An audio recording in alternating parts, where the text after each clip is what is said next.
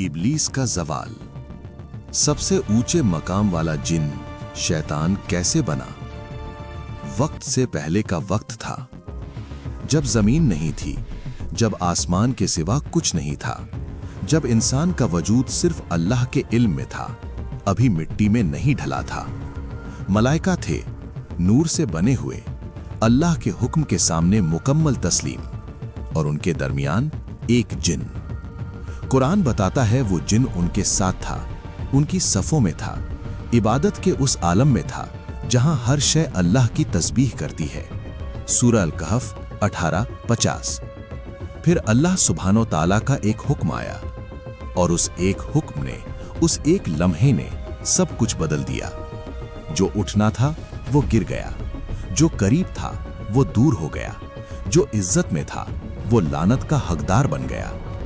ये कहानी उस गिरावट की है, ये कहानी तकब्बुर की है, ये कहानी उस लम्हे की है जब एक ने नहीं कहा, और वो नहीं कयामत तक की गुमराही का दरवाजा बन गया। अल्लाह ताला ने इरादा फरमाया। सूरह अल-बकरा की आयत में है कि अल्लाह ने फरमाया, बेशक मैं जमीन पर एक खलीफा बनाने वाला हूं। सूरह अल-बकरा 2:30। मलाइका ने अर्ज किया, जो अल्लाह के इल्म के सामने उनकी बेइल्मी का इजहार था, न एतराज, कि जमीन पर तो फसाद होगा, खून बहेगा, हम तेरी तस्बीह करते हैं, हम तेरी तकदीस करते हैं। अल्लाह ने फरमाया, मैं जानता हूं जो तुम नहीं जानते। सूरह अल-बकरा 2:30। फिर अल्लाह ने हजरत आदम अलैहिस्सलाम को मिट्टी से तख्लीक फरमाया। सूरह अल-हिज्र में है, और बेशक हमने इंसान को खनखनाती मिट्टी से पैदा किया। सूरह अल-हिज्र 15-26। सूरह साद में है, जब मैंने उसे सवारा और उसमें अपनी रूह फूकी। सूरह साद 38-72। ये रूह फूकना इंसान का शरफ था, ये कोई जादू नहीं था, ये अल्लाह की अता थी, ये इंसान की इज्जत का ऐलान था ज़बाने इलाही से। रुकिए, यहाँ एक सवाल पैदा होता है जिसे कुरान खुद उठाता है। क्या इब्लीस पहले नेक था? कुरान मजीद इस पर खामोश है। वो उसके पहले की इबादत का ब्यौरा नहीं देता। जो हम जानते हैं वो ये है कि वो मलाइका के साथ था। सूरह अल-कहफ 18-50। उनकी सफ़ों में था, और अल्लाह का हुक्म उस तक भी पहुंचा। बस यहीं तक, और यहीं से आगे असली वाकया शुरू होता है। अल्लाह ने हुक्म दिया। सूरह अल-आराफ आयत में है, और हमने मलाइका को हुक्म दिया कि आदम को सजदा करो, तो सब ने सजदा किया सिवाय इब्लीस के। सूरह अल-आराफ 7-11।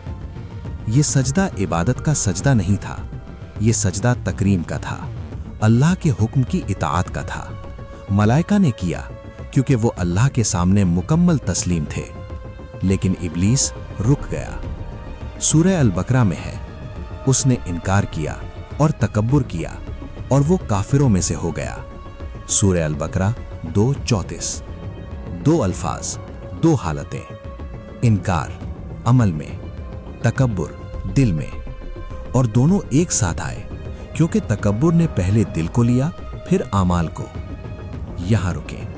ये वो लम्हा था जब कुल ब्रह्मांड, मलाइका, आसमान, जमीन सब अल्लाह के हुक्म में झुके, और एक ने मुंह मोड़ा। सोचिए, वो अकेला था उस इनकार में, और फिर भी उसने पलट कर न देखा। अल्लाह ने पूछा, ए इब्लीस, क्या हुआ तुझे?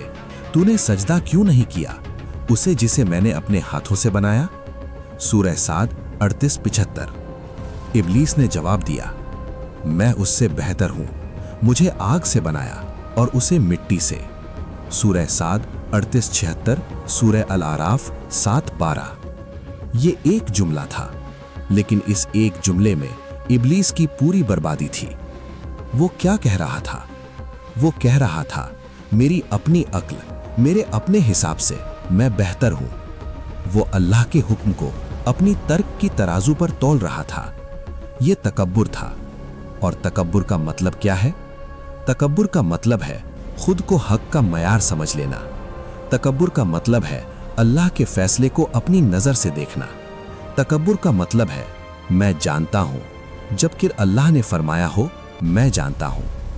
आग और मिट्टी, इब्लीस ने इसे अपनी बड़ाई का सबब बनाया, लेकिन शरफ मादे से नहीं होता, शरफ अल्लाह की इताअत से होता है। और यही वो सबक है जो इब्लीस आज तक नहीं समझा। अल्लाह ने फरमाया, तो निकल जा यहां से, बेशक तू धुतकारा हुआ है और बेशक तुझ पर मेरी लानत है क़यामत तक के दिन तक। सूरह साद 38-77। ये जन्नत से निकाला जाना ही सिर्फ नहीं था, ये अल्लाह की रहमत से दूरी का ऐलान था, ये मकबूलियत का खात्मा था, ये रजीम यानी धुतकारे हुए का दर्जा था।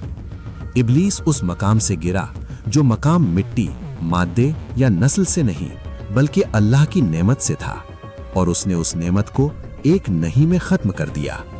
लेकिन इब्लीस ने अल्लाह से मोहलत मांगी, मुझे मोहलत दे उस दिन तक जब लोग उठाए जाएं। सूरह अल-आराफ 7-14, सूरह अल-हिज्र 15-36। अल्लाह ने मोहलत दी। सूरह अल-हिज्र 15-37-38। यहां रुकिए, ये मोहलत रहमत थी या आजमाइश थी? ये दोनों थी, इंसान के लिए आजमाइश, और इस आजमाइश में अल्लाह की हिकमत। मोहलत मिली तो इब्लीस ने अपना ऐलान किया, तो कसम है तेरी इज्जत की, मैं इन सब को गुमराह करूंगा सिवाय उन बंदों के जो तेरे मुखलिस हैं। सूरह अल-साद 38-82-83। और सूरह अल-आराफ में है, मैं उनके लिए तेरे सीधे रास्ते पर बैठूंगा, फिर उनके आगे से आऊंगा, पीछे से, दाएं से, बाएं से, और तू उनमें से अक्सर को शुक्रगुजार ना पाएगा। सूरह अल-आराफ 7-16-17। ये दुश्मनी का ऐलान था, और ये ऐलान कुरान में हम तक पहुंचा ताकि हम गाफिल न रहें। अल्लाह ने इब्लीस के इरादे को छुपाया नहीं, जाहिर किया। क्यों? ताकि इंसान जान ले दुश्मन कहां है, कैसे आता है, किस रास्ते से। और अल्लाह ने यह भी फरमाया, बेशक मेरे बंदों पर तेरा कोई जोर नहीं सिवाय उन लोगों के जो खुद तेरे पीछे चलें। सूरह अल-हिज्र 15-42।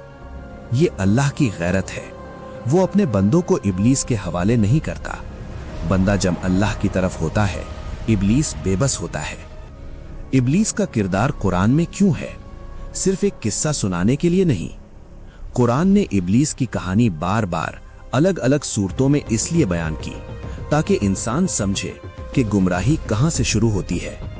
गुमराही गुनाहों से पहले तकब्बुर से शुरू होती है।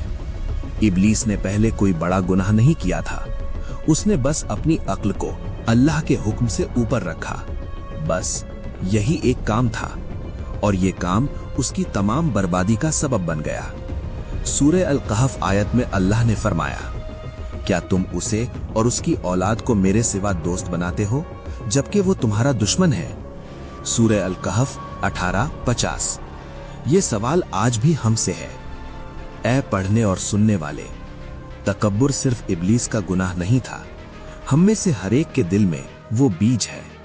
जब हम कहते हैं ये नमाज मेरे बस की नहीं, जब हम कहते हैं ऐसे लोग जहन्नम नहीं जाएंगे, जब हम कहते हैं मेरी अक्ल ये मानती नहीं, जब हम अल्लाह के हुक्म को अपनी सहूलियत से तौलते हैं, तो हम वही रास्ता चलते हैं जो इब्लीस ने शुरू किया था।